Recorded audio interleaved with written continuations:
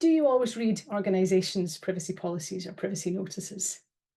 We want people to read them. Do we need people to read them? Actually, yes, we do. But do we think they do? Probably not in lots of cases.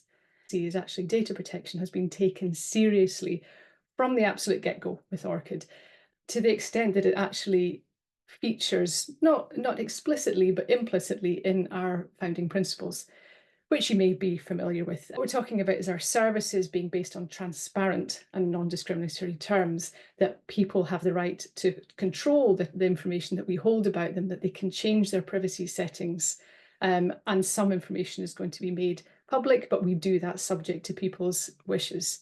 Now, this really is echoed in a lot of the privacy language that we talk about, that idea of choice, of trust, of fairness, and how we use personal data. So the GDPR, being technologically neutral, it doesn't talk about certain things that, specific security measures that you have to take to protect data. It talks more generally about what you have to do, but we have to, alongside that, think about the security measures, the technical measures we need to take to protect data. So although we do follow the GDPR, the point of this slide is really saying it's not the only thing we think about. And there's other things that we do to demonstrate our commitment to privacy. So listed on the screen here, we've got the ORCID Trust Framework, which you can have a look at on our website, and the link is just at the bottom there.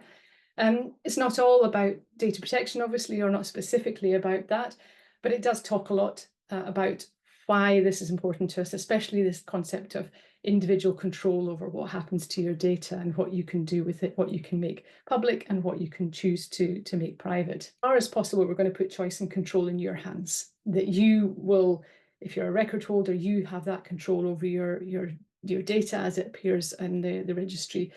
If it's not possible to have that direct control, if it's not possible to make those changes yourself, we still want you to be empowered and knowledgeable about how we use your data. And the policy will help with this. So we want you to know about your rights and how we're going to uphold them. And we want you to engage with us if you want to. By all means, you don't need to, but if you want to comment or question anything we do with personal data, then you can get in touch with us.